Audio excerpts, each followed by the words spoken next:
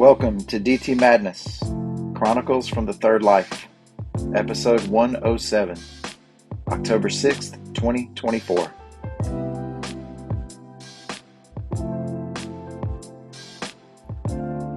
So glad you could make it.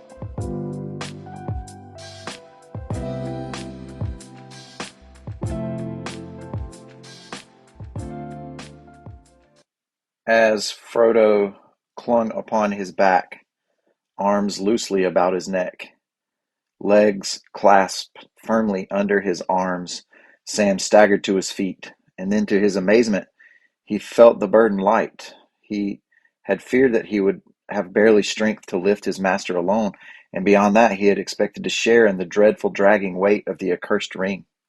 But it was not so.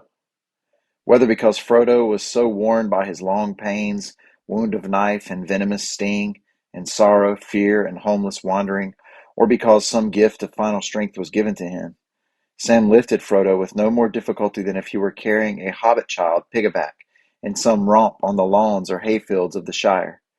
He took a deep breath and started off. The aftermath of Helene. Yeah, here we are. A 2-week break this time from the podcast because last weekend we were in the midst of it all. It was a Friday morning that the storm raged through western North Carolina, the upstate of South Carolina and Georgia, eastern Tennessee. But western North Carolina is my home, and Cleveland County in particular. And it'd been raining the whole day. It'd been raining for a good while, and I guess I had thought maybe that was the outer bands of the storm. I still don't. Like, I go back now and I see some of these weather forecasts on Instagram Reels, and I don't know, man. I really do pay attention. I really am an attention payer, and I do not recall these storm forecasts being. I don't know. I missed it. But that we all missed it. But anyway. But I sat on the front porch as it raged through. I suppose that it woke me up. It came through about 5, 6 a.m.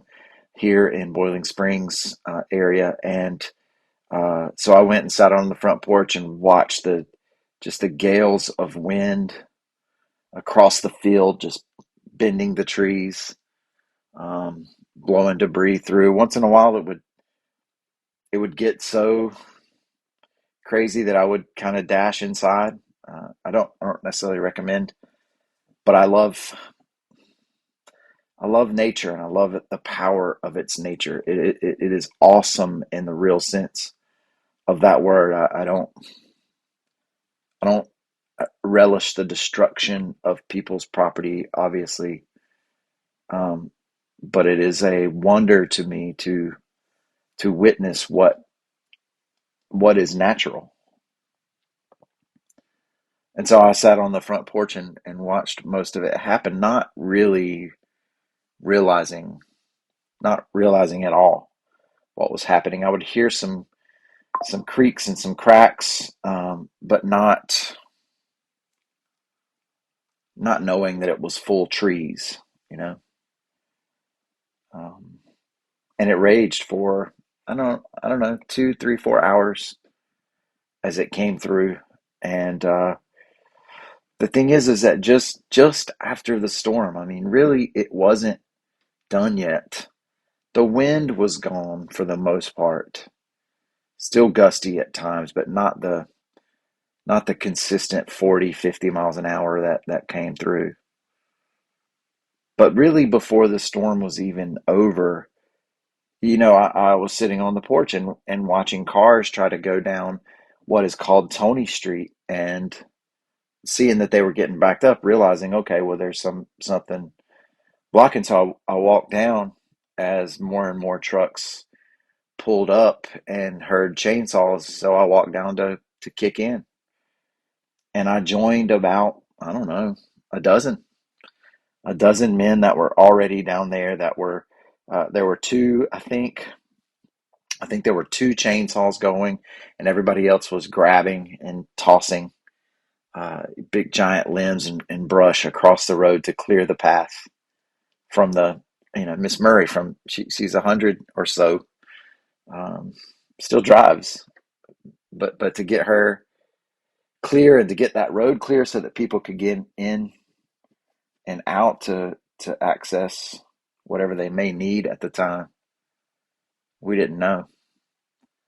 But it was really really something, because it's the people in my neighborhood, and they don't like see the world the same way that I do in terms of like national politics and whatever. But it didn't matter. None of that mattered. Like, we were shaking hands, and there were there was nothing but the determination to clear the road, to help out a neighbor. Like, there was nothing other than that. And we took care of it, of that one. And then really everybody kind of got their eyes on, okay, where to next. And those pockets of people, that was happening all around town. That was happening all around town. In some places where it really shouldn't have been, because in many of these places where the trees came down, the lines came down with it, which took days and days, of course, in my area. There was a big man that actually played football with my brother and went on to be a short time professional wrestler. And at the end of it all, he's like, he came over to me and he's, man, I think I'm about to fall out. And this is a big dude now. I mean, this is a big dude. And whatever adrenaline pumped through me when he did fall out, I was able to catch him, like, and ease him to a sitting position. And so we're trying to call an ambulance at the time, but eventually he came back to, and he's like, I don't need an ambulance. He's actually a nurse. So, but just really wild stuff. Right after the storm, people, like, during the storm, before it was even over. Um, and these are the boys that have the tools, that have the toys, um, that are, I mean, these are MAGA boys, they're in my neighborhood. And I hope their guy doesn't win. I really do. In part because of the lies and stuff like that now that he's spreading about the relief effort. But anyway, didn't none of that mattered at the time. And it generated a renewed respect. I don't want to say new, because I know these people. I've grown up here. And I'm thankful for these skills and these traditions that have been passed down from our people of generations. But it was the human spirit, man. The human spirit that's still in action. That is, my friend Erica asked about diabetic supplies, because her daughter is TD1, and she's overwhelmed to the point because she's had so much stuff sent to her home. Now she has a hard time really dealing with it. Like, these are the things that we do. This is the best of us when we rally together in these times of adversity. It makes you wonder. I mean, I guess we really couldn't sustain this level of this, could we? My son Sam is of course a student at App State, and maybe the first realization that this was bigger than I knew was when I saw a video of King Street, the main street in Boone, that had turned into a river. Because it was, that was kind of the first thing. And I'm like, well, dang, man. And I didn't know about, like, it was days really before we began to understand the destruction level of Asheville. Chimney Rock and Lake Lure and that kind of stuff popped up. The total devastation there. But Sam was fine. He was at his apartment, and his apartment is on a higher ground. It's called Highlands, and so he was fine, and his car was fine. But some of his friends had to be rescued. Their apartment had flooded up to basically the second level.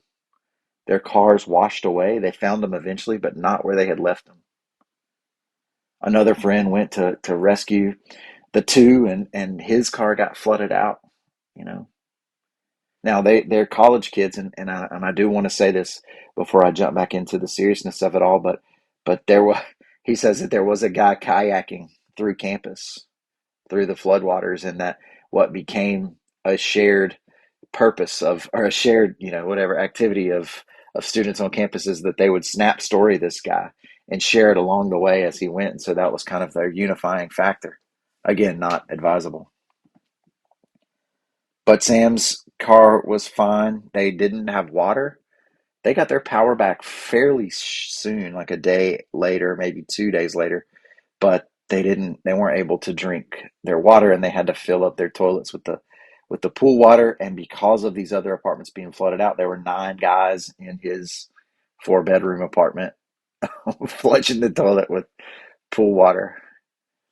But Sam was able to stay, and he was able to drive people around. Like he took these boys whose cars were washed away to their parents, and he and his friend Zach, when they went, they picked up 10 cases of water. They bought them from a grocery store that had not been ransacked, and then brought it back and gave it out at the apartments that were stranded, and his apartment, the places where they did not have water, and then donated the rest of it to the Red Cross. And he's continued to do that, delivering supplies from as far away as the Outer Banks. He didn't drive there, but I'm saying, like, his friend that is from there, their people sent stuff in, and then he was able to help distribute it. And that's great, man. And like, it was tough the first little bit because I couldn't. It was very difficult. I mean, I don't know, like, power being out and all that kind of stuff was tough, but the lack of communication that we've gotten so used to was really, really an eye opener, for me, and I think for a lot of us. No phone calls, no text messages, no snaps, none of that stuff we're going through. And like, but it didn't take too terribly long for us to get word from him that he was okay and all that kind of stuff. And so it wasn't too nerve wracking on that front. But then I was listening to the Grateful Dead, and they cover the song El Paso, and I remembered that Sam had sang that when he was in high school. And whew, man, I was driving along with Sydney, and when that song came on, and it was all I could do to hold it together. That one just really laid the burden of my son on me. And so that was a thing. I am the mayor in Boiling Springs, and though this is kind of a conversation right now too, is that we always want to be quick to say, people are quick to say, well, we're fortunate because we're not like these other places, and we aren't. We aren't. Flooding was not a real issue for us. Our we didn't have loss of life, and so for sure. But I don't want to fall into the trap to say that what we experienced wasn't destructive and devastating for some people. I mean, there are houses with trees in the middle of them, and in some cases, more than one. And we are not an affluent area, not across the board. Some of our areas are, but some of these houses, these I don't know what type of insurance they have. FEMA will hopefully kick in, but how long will those payments take to process? Like, we've got a lot of hurting people. I've heard it said, Hurricane Hugo came through here in 1989, and that's kind of the thing that we measure storms by. And very early on, the consensus was building that this was worse than Hugo for our area. And I've heard numbers since that say that in terms of property destruction, um, that it was adjusted for inflation, that it's 10 times greater than, worse, I should say, than Hugo. Um, but so, like, the weight of that, uh, it hit me like for the first time. I talked to my friend Derek yesterday, who's a pastor, and the people in town don't rely on me like a congregation relies on a pastor, But and so I don't see it that way. In fact, the people in our town don't rely on government, and that's a really good thing in times like this. But I did feel the weight of it. I did feel the weight of my 4,000 people who are facing power outages, and in many cases, if you have a well, water shortages and property destruction and road closures and the inability to communicate with loved ones around the area. And so communication was a huge thing for us. Our town staff did an amazing job. We've gotten a million kudos for it about how often we posted on our Facebook. Now, early on, that was still intermittent. 5G wasn't working. None of this stuff was working. And so it was really difficult to get that information out. But a couple of days later, we began to really distribute that. I did a 11-minute Facebook ramble live that got several thousand, almost 3,000. I'm just saying. Um, but people were tuned in. Like that was our, and I like local government because we are the town. Like Joe Biden don't know us. He doesn't. He doesn't. Roy Cooper doesn't. To be fair. And so the local government, the people who work for the town, we live here. We're also dealing with property issues and lack of communication and all that kind of stuff. And so to be able to rally together like that was really something. And then I realized that I have the unilateral authority to declare a state of emergency, which we are actually still under. Probably pretty soon we will withdraw that, but as mayor of Boiling Springs, we were the first municipality to declare a state of emergency, um, which limits who can be on the road and for what purposes. And not that we did enforce that, but we could if necessary. Um, but one of the things it would say is that it doesn't allow food trucks, but we made an exception for that because we realized that without power, people were going to be looking for something to eat.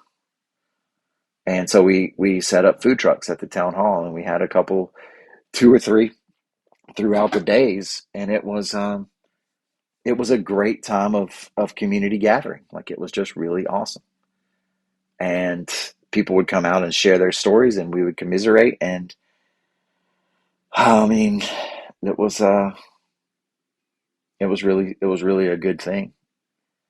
The power was out, which I don't know if I talked about this, like, but I really was looking for a new routine, like to stop watching so much TV and looking at my phone so much and all these kinds of things, and that definitely happened. I don't think I quite meant it like that. Look, part of our issues were ambulances trying to get through these roads where lines were down, and then those lines getting hooked on the truck, and then the ambulance pulled some other power lines down, like that kind of stuff was happening all around, not just from the storm, but kind of the aftermath of the storm. There were definitely food struggles. You definitely begin to appreciate more hot food or even cold food, but just not lukewarm. Of course, we have a propane grill, so that was helpful. And um, we did take off the Gastonia once and eat there, and one time in Gaffney, Chipotle was nice for that, and Panera. Um, I did eat a lot of Pop Tarts and remembered that brown sugar and cinnamon Pop Tarts are they really are good, and they've got a shelf life I think of like 46 years. So if you're ready for the apocalypse, then Pop Tarts are what you want. The thing I couldn't ever get to was the cold showers though. Like day one, there was still some residual warm water in the tank. By day two, that was gone. And every night I would get in the shower thinking, oh, I can do this. Because Isaac, my 15-year-old, he does it. Like he takes cold showers. He's like, oh man, it's so refreshing. It's just a mindset. I'm like, whatever, man. I'm not Wim Hof or whatever. But I would get in there and I would be like, okay, I'm going to do this. And then I would stick my face in and wash my face real good and then get my hair. But this whole time I'm just like, oh, oh. And then I just couldn't do like, I got the essentials. No, I got the essentials, but I would grab a towel and like put soap on the towel and then use the towel to rinse myself off. I never could jump into, if there were video cameras, which obviously there aren't in my bathroom, that'd be weird. But I bet I looked like a real fool 3 or 4 times when I was doing that jump through the 5 days. Um, So that was something, man. That was really something. I mean, thankfully it wasn't overly hot. I mean, it was still kind of humid with the windows open, but it wasn't it wasn't 90 degrees and it wasn't 20 degrees, and so that was all okay. I talked about the food trucks and the people coming around and the communication. Like there were just some wild stories, people sitting around, and what I would do, me and Sydney, we would go up and put our chairs out in the front lawn of the front area under the flagpoles of our town hall, and I would just sit there. I didn't even get much from the food trucks, but I would sit there and talk to the the people who would come. That was kind of my mayoral whatever response. And we t- like there were people who would just like from Gaffney, like from down the back roads, like these are the people who are hurting all up and down the Western North Carolina. People who live very simply anyway, and now their property is destroyed. And they would come and they would talk about all kinds of stuff. I had a guy come up to me talking about, hey man, you ever seen a rooster fight? And I'm just like, I don't know. I haven't, but I know about the Gamecocks. And he's just like, well, they happen in Statesville. And I'm going to tell you who runs it. And that's the police. Um, and thankfully, this other guy came along and changed the subject a little bit. And we began to talk about this guy. The other guy knew my dad. And so we talked about that some and whatever, chainsaws and to the government some, but that shifted away. There really wasn't much of an appetite to talk about federal politics. It was beautiful. I didn't see anything about Taylor Swift. I didn't see anything about Trump or Harris or even Mark Robinson, none of that kind of stuff. And it was very, very refreshing just to be on the local level. I got to talk to my friend Robert, who is dealing with a cancer journey, and he was in remission, and now it's back. And I got to talk to him about all of. He's a former coach of mine, and I got to talk to my friend Jimmy, who came out, who is a karate instructor, and he was offering that perspective. We graduated together. I got to talk to some Gardner Webb students who their power being out for a couple of days. The guy was like, "Man, I didn't know I was going to have to survive like this." And that was really funny, and just many, many other people who I didn't know most of them, but the thing around local small towns is that you're really never far from another friend. Like a friend of a friend is about as far as it'll get. Like, oh yeah, I know him. I was able to charge my stuff at the town hall, and so I would just charge my Mac and then use it to charge my phone, and mainly so I could have my sleep sounds at night because it was real quiet. It was real quiet. You don't realize how many things are humming and running until they're not humming and running. Um, I did charge when my mom finally got power. I took my batteries over so that I could blow off my driveway, and man, when I did, oh, I'm done. Like it was. You want to talk about a burden? That was something. I was really glad to do that.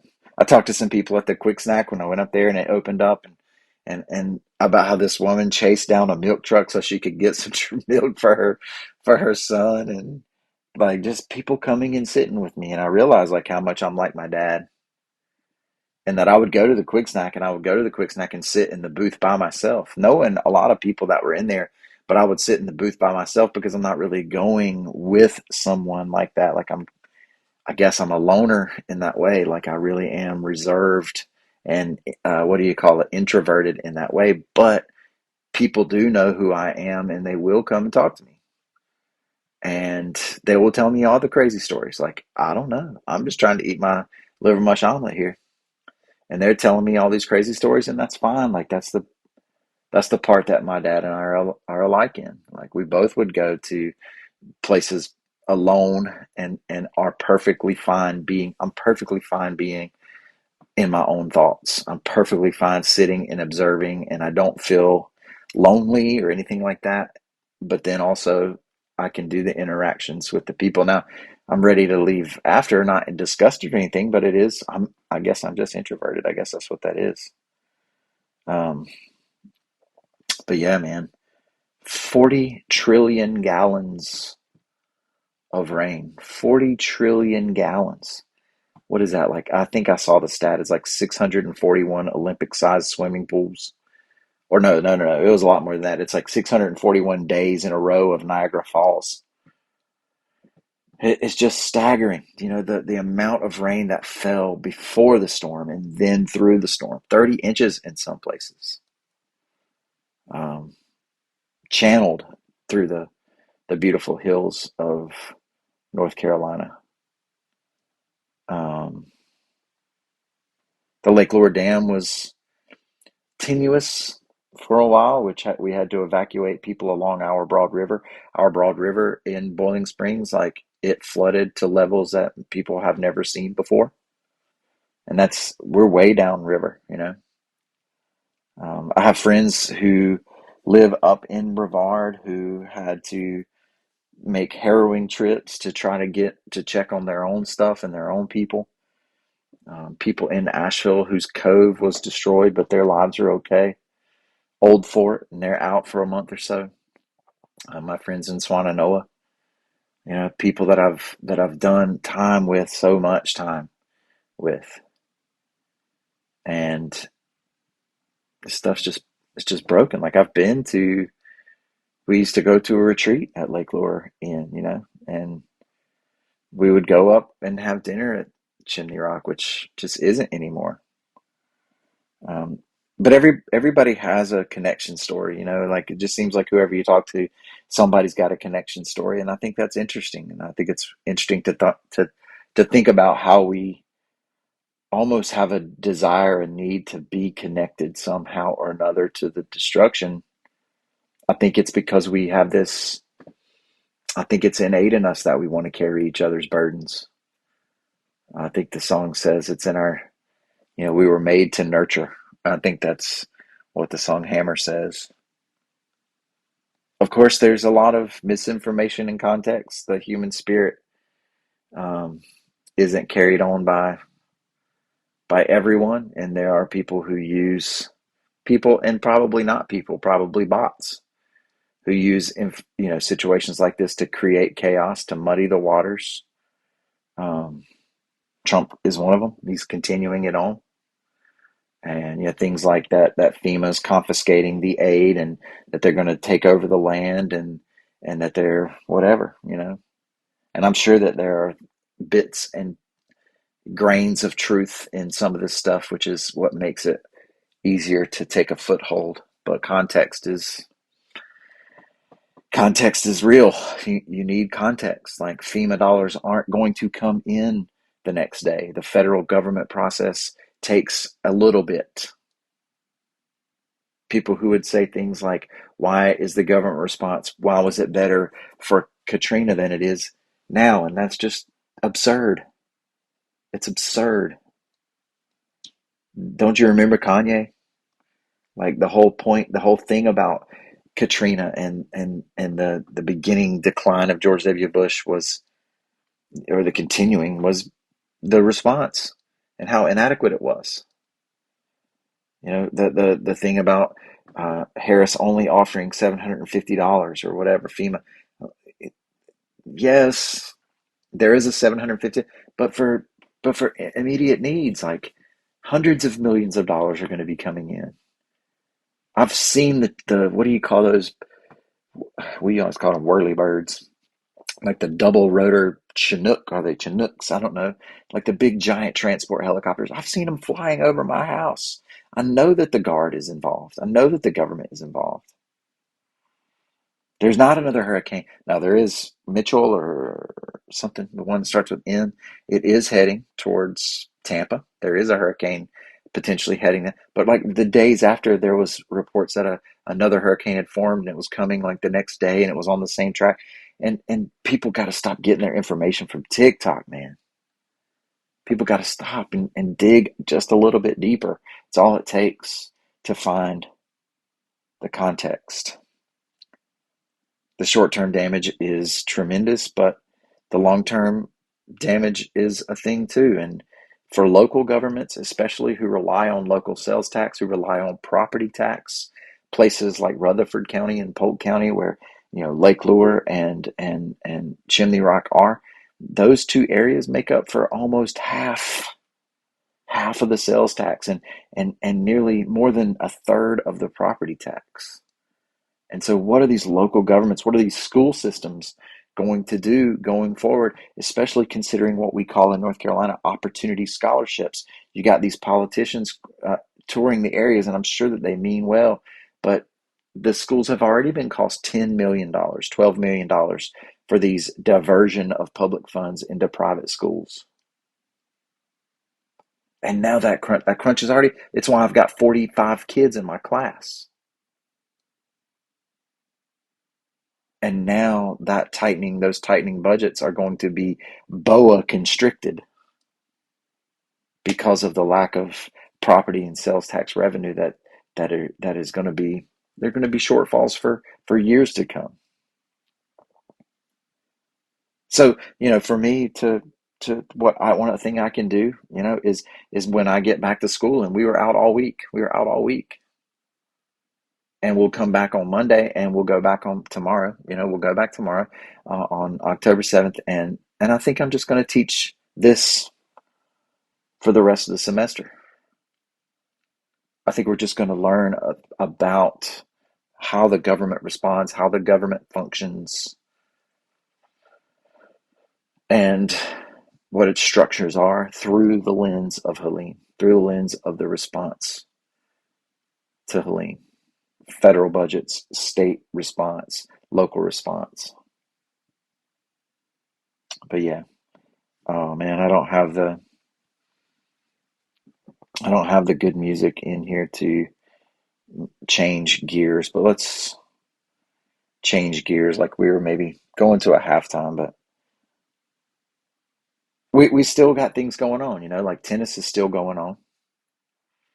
Um, Before the storm, I was out rolling courts trying to see if we couldn't, because it was raining the whole week before, and so I was out rolling the courts trying to flatten out the puddles so that the courts could dry, and I was jabbing myself because I kept getting the thing hung up on the net, or there's these, our courts are trash, and so like where the water sits, there's this black algae or whatever type stuff it is, like pond scum, and I was slipping and sliding in the dark out there.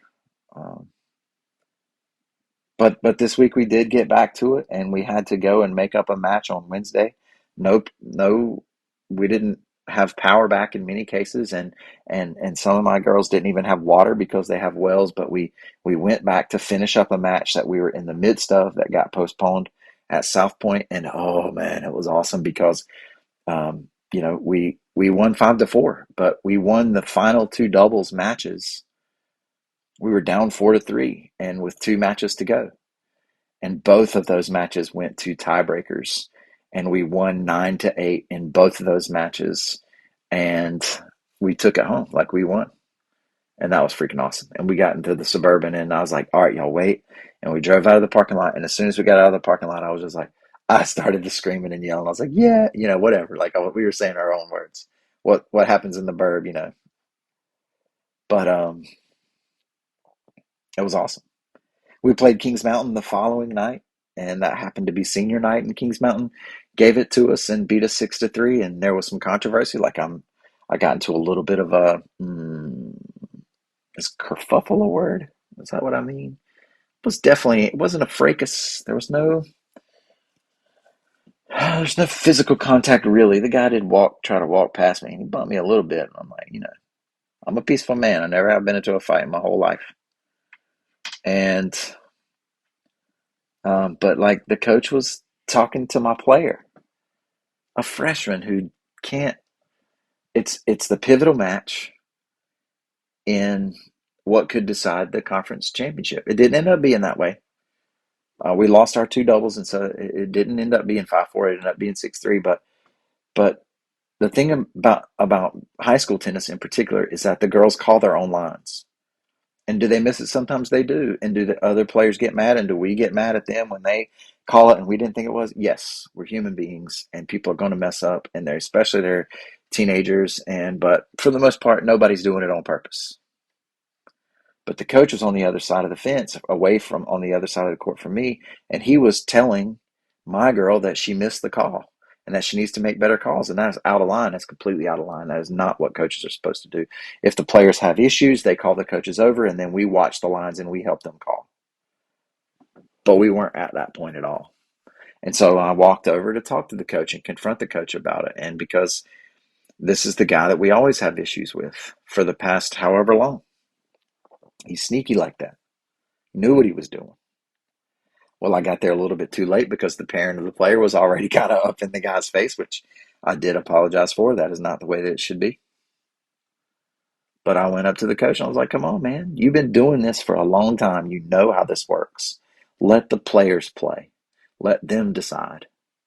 And he was like, oh, whatever. And he was giving me the whatever, and he wasn't taking responsibility for it. And so I told him, I was like, well, you know what? Your reputation precedes you. And that he didn't like that. He didn't like that at all. And that's when he tried to walk past me, and I didn't move, and he bumped me on my shoulder a little bit. And I mean, I was just like, okay, man, whatever. But I'm the coach guy. I'm like sticking up for my team. He came back to me later and he apologized. And at first, I didn't accept it because, come on, man, it's easy to apologize after what you did. My girl was up 6-1 and she was up 5-2. Now, did she feel the pressure and did she fold on her own? Perhaps. Did him talking to her aid in that? I would say 100%. And so you can come over here and tell me that you're sorry because your girl won. It's easy to be sorry once you've already affected the outcome. And so he came back again, and finally I was like, all right, man, whatever. And I was like, okay, we'll move on. But that's some bullcrap, man. We got one more. We got one more at home tomorrow in the regular season. We play North Gaston, a team that we should beat. But there's a lot on the line, and Sydney was saying, like, man, this is my last match at home. Sam's going to be down and seeing it, and everybody's going to be there, and the match will determine my seeding in the singles tournament. It'll determine our dual team seeding. Like, how can I possibly go out there and play and not just sob under all these circumstances? And just off the cuff, I was like, you play because you get to. And I like that, and that's going to be a part of my motivational speech tomorrow. This is a moment in time. You know, you lose sometimes, but there will be people there to pick you up, and it sucks in the moment. Don't misunderstand. I hate losing, and I hate feeling disappointment, and I hate that gut wrenching feeling of feeling like the weight is on you. That's tough. That's tough to bear. But you get to play tennis on a Monday afternoon. You get to. You get to play high school tennis, and you get to play in front of your people, and you get to play on a team with your people. And so, yeah, there's pressures and there's other things swirling around, and I'm a senior, and there's college and all that kind of stuff. But today is today, and you get to play. And if you go back to what, episode 2, a couple years ago, tennis is life. And so why am I going to do the things I do today on this Sunday? Because I get to. Because I can. What does Whitman say? Because the powerful play goes on, and you may contribute a verse.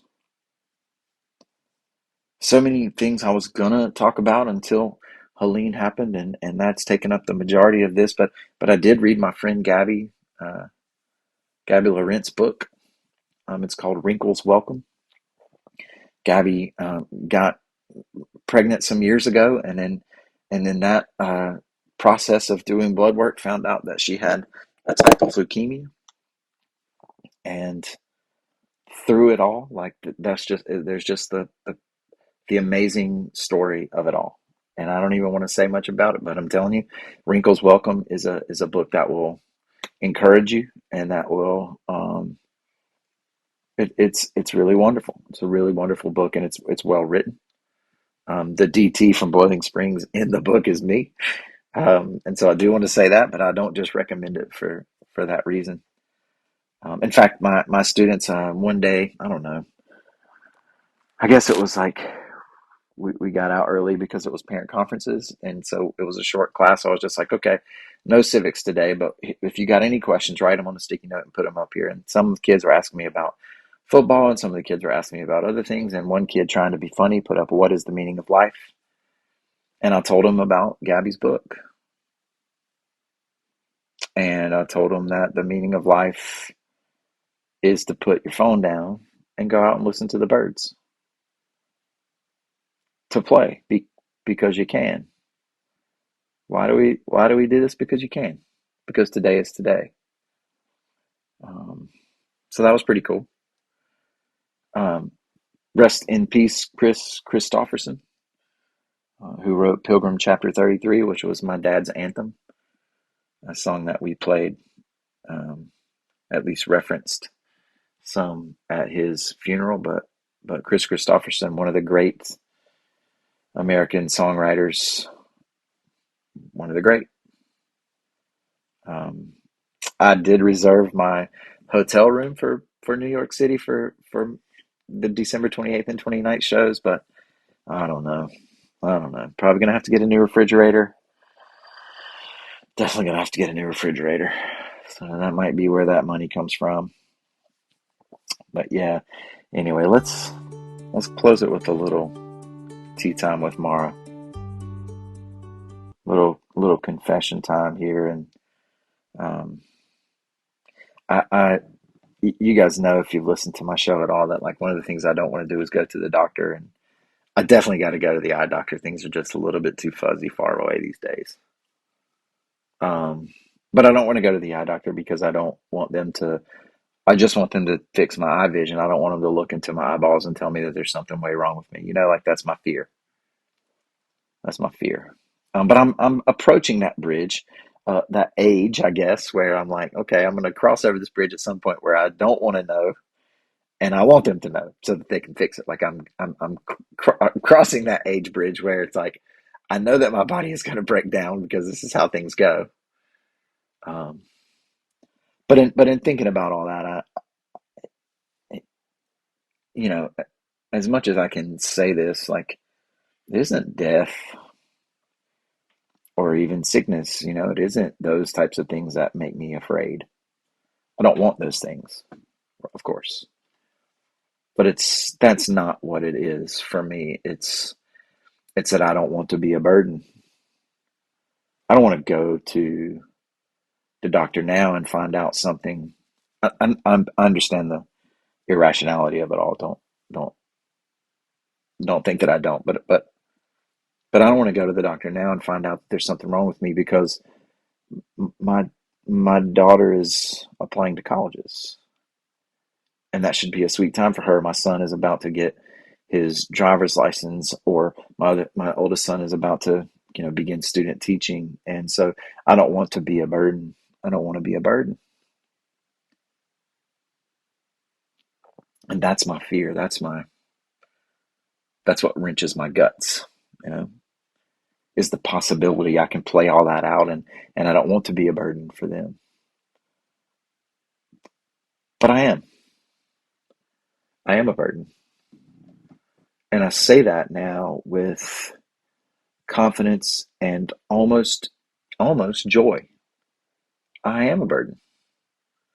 This is how it goes. This is how it goes. Being human, living in the natural world with decay and entropy and all those types of things. Like it's a real thing, and I am going to make statements and decisions, and some of my actions or my words, they're going to cause you harm. They're going to cause you distress. I am a burden. I am. But the thing that I realize is that when we face adversity, as we've seen in Helene, we rally together.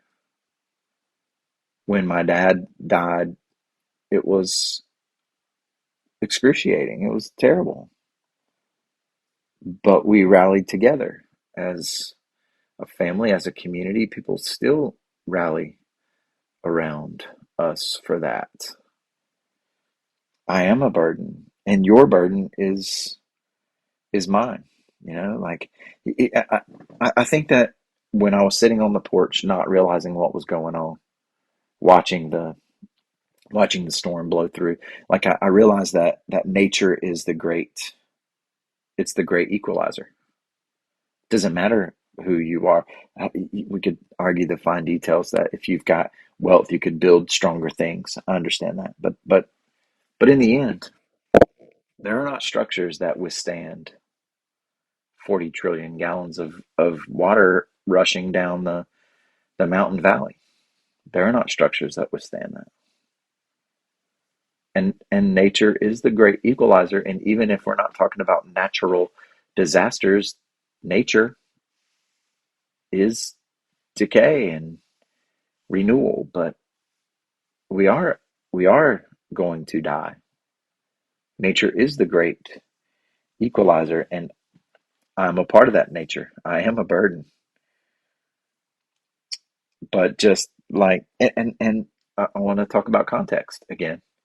I can read the part about Sam, picking Frodo up and thinking that the burden was going to be really heavy, and it wasn't, and he could just do it just like he was carrying him a Frodo kid, a Hobbit kid piggyback through the grass, like, oh, the burden is so easy, and it's like the context is that they're on their way to Mount Doom.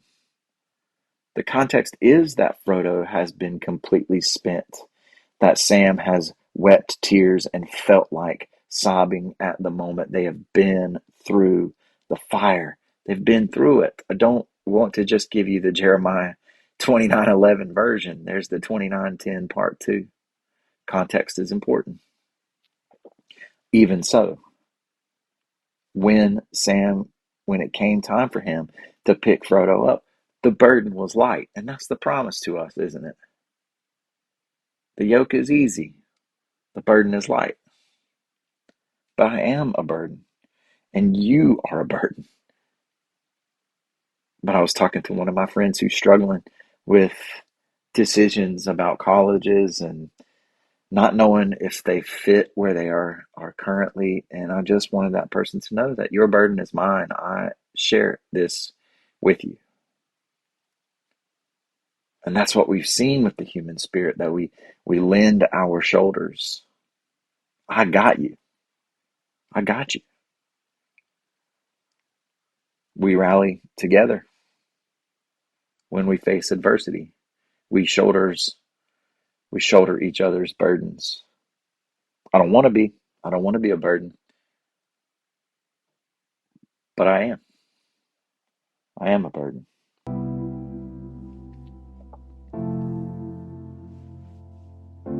And that's a freeing concept, And this is a Church of Six production, and that's what we do. We carry each other along. Brought to you by the Bucket of Life, the rope of relationship, the foundation tower of stone, the wall of belief, the token of hope, this too shall pass, and the magic rock times one received and one given. Nothing divine is desperate, and in order to be, try to never seem. May all your circumstances serve to awaken compassion, and as you go, teach peace. Don't forget to believe, y'all, and be live. Grace and peace, my friends.